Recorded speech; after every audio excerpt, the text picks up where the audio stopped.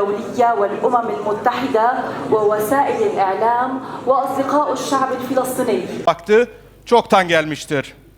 Ve biz bugün burada çalınan her çocuk umudu için, her şehidin mübarek kanı için, bir annenin gözünden süzülen her yaş için ve Filistinlilere ait olup da ellerinden alınmış her hak için buradayız. Unutmamak, unutturmamak için buradayız. Şimdi sizleri aziz şehitlerimizin manevi huzurunda 1 dakikalık saygı duruşuna, Fatiha okunmasına ve ardından Filistin ve Türkiye milli marşlarına dinlemeye davet ediyorum. نعرض الآن فيلما وثائقيا حول العدوان الإسرائيلي الغاشم على قطاع غزة. Buna hangi vicdan dayanır? Hangi vicdan buna sessiz kalabilir?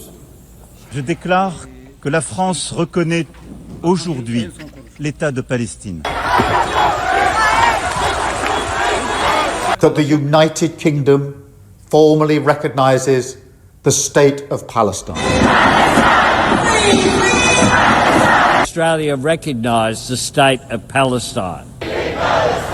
Free, free, free Palestine! Canada recognizes the state of Palestine.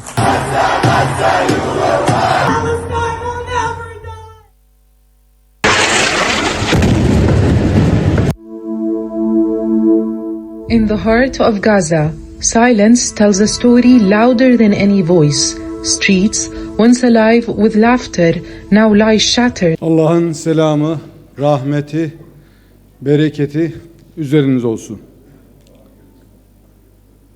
Sayın Büyükelçim, Sayın Büyükelçiler, kıymetli Filistinli kardeşlerim, değerli konuklar.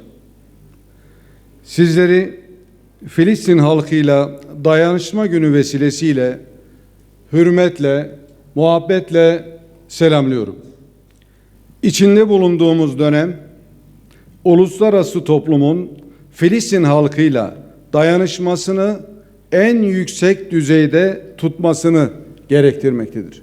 Çünkü bugün Gazze'de ve işgal altındaki Filistin topraklarında yaşananlar insanlığın vicdanını, hukuk ve adalet duygusunu sınamaktadır. Filistin halkı 2 yılı aşkın süredir insanlığın şahit olduğu en büyük kıyımlardan birine maruz kalmaktadır. Gazze'de yaşanan bu soykırımda çoğunluğu kadın ve çocuk, 70 binden fazla Filistinli kardeşimiz şehit olmuştur.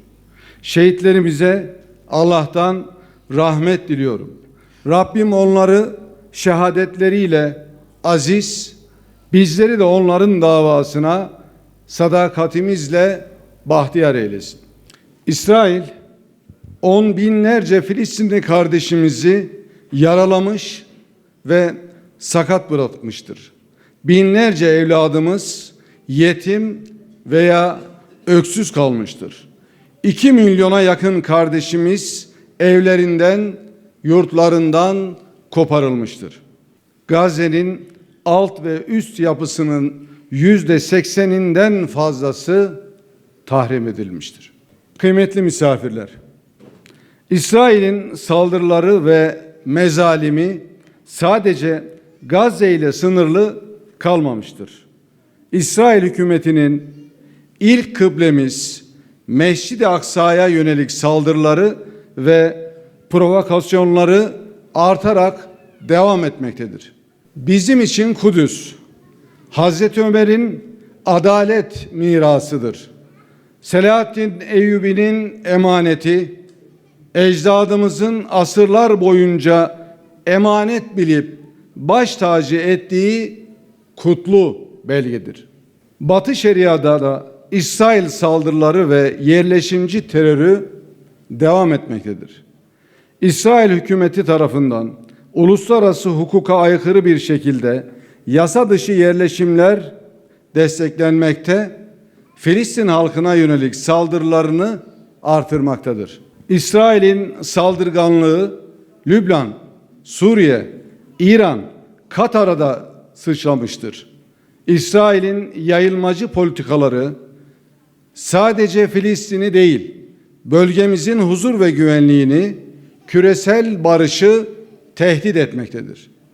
Oysa bu coğrafya asırlardır farklı dinlerin, dillerin ve kültürlerin birlikte yaşama tecrübesini biriktirmiş bir medeniyet havzasıdır. Tüm bu saldırılara, vahşete, baskılara, sindirme girişimlerine rağmen Filistin halkının dimdik ayakta durması, direniş ruhundan hiçbir şey kaybetmemesi bütün dünyaya örnek olmuştur. Gazze'deki soykırımı önleyemeyen uluslararası toplumun Filistin halkına karşı büyük bir borcu vardır.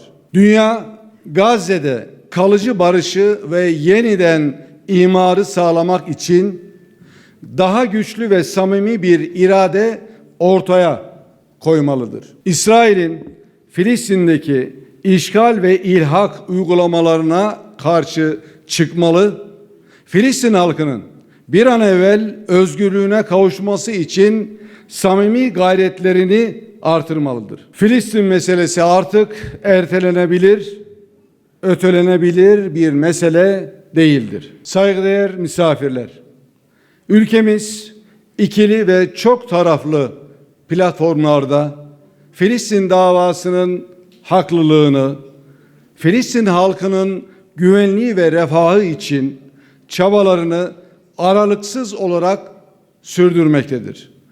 Yürütülen ateşkes çabalarında Sayın Cumhurbaşkanımızın öncülüğü bu konudaki duruşumuzun en net ifadesi olmuştur. Sayın Cumhurbaşkanımızın liderliğinde 24 Eylül günü New York'ta 8 İslam ülkesi liderinin ABD Başkanı ile görüşmesi Gazze'de ateşkesin sağlanmasına yönelik sürecin ilk adımını teşkil etmiştir. Ülkemiz Şarm el Şeyh bildirisine imza atarak Filistin'de kalıcı barış için gereken sorumluluğu üstlenmeye hazır olduğunu bir kez daha bütün dünyaya ilan etmiştir. Sağlanan ateşkesin İsrail ihlallerine rağmen sürdürülüyor olması oldukça önemlidir. Ancak ateşkes mutabakatının tüm unsurlarıyla birlikte eksiksiz ve samimi bir şekilde hayata geçirilmesi elzemdir. Türkiye, Filistin halkının yararına olacak, halklarını koruyacak, Gazze halkının acılarını hafifletecek tüm girişimlere öncülük etmeye devam edecektir. Bu anlayışla ülkemiz İslam İşbirliği Teşkilatı, Arap Ligi faaliyetleri, küresel ittifak süreci ve New York konferansı bağlamında en ön saflarda yer almıştır. Birleşmiş Milletler Güvenlik Konseyi üyeleri, Birleşik Krallık ve Fransa dahil olmak üzere 11 ülkenin daha Filistin'i tanınmasıyla önemli bir diplomatik eşik aşılmıştır. Türkiye, Filistin'in Birleşmiş Milletler'e tam üyeliğinin sağlanması için de girişimlerini kararlılıkla sürdürecektir. Turkey will resolutely continue its efforts to secure Palestinians' full membership to the UN.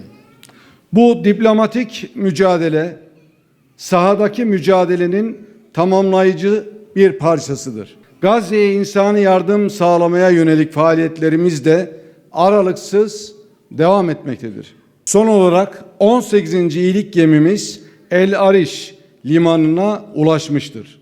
7 Ekim'den bu yana 103 bin tondan fazla insani yardım sevk edilmiştir. Bu yardım malzemelerinin her birinde Türk milletinin duası ve kardeşlik eli vardır. Devletimizin imkanlarıyla aziz milletimizin gönlü ve hayırseverliği birleşmekte, Gazze'ye uzanan bu iyilik köprüsü her gün biraz daha güçlenmektedir. Filistin davasının önemli mekanizmalarından biri olan Birleşmiş Milletler yakın doğudaki Filistinli mültecilere yardım ve Bayındırlık Ajansı'nın tasfiyesi için İsrail tarafından yürütülen kampanyalara karşı da mücadele edilmekte. Bu ajansa desteğimiz sürdürülmektedir. Zira biz mazlumun elinden tutan her yapının güçlenmesini, zulme karşı duran her mekanizmanın ayakta kalmasını önemsiyoruz. Filistin halkıyla dayanışma günü mesajımız son derece açıktır.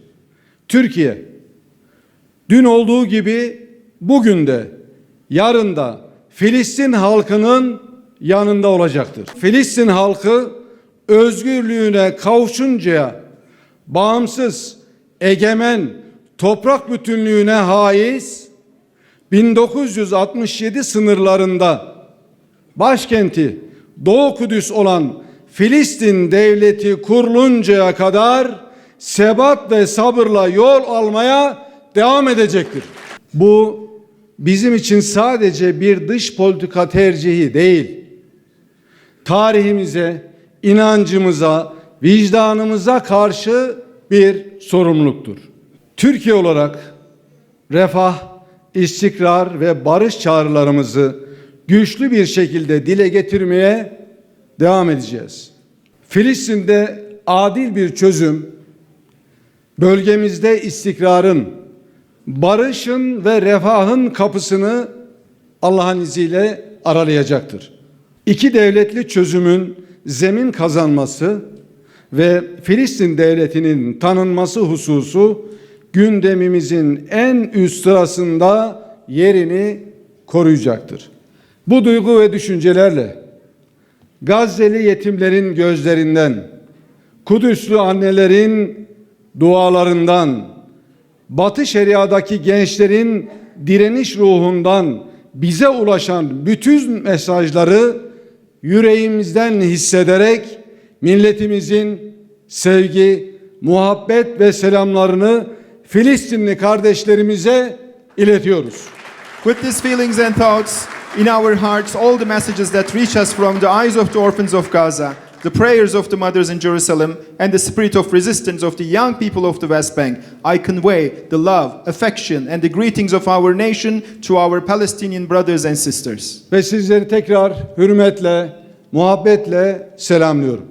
إننا نلتقي اليوم في هذا التجمع الهام وعلى أرض تركيا الشقيقة لكي نحيي اليوم الدولي للتضامن مع الشعب الفلسطيني الذي يمثل مناسبة لتجديد المطالبة بحقوق شعبنا في الحرية والعدالة.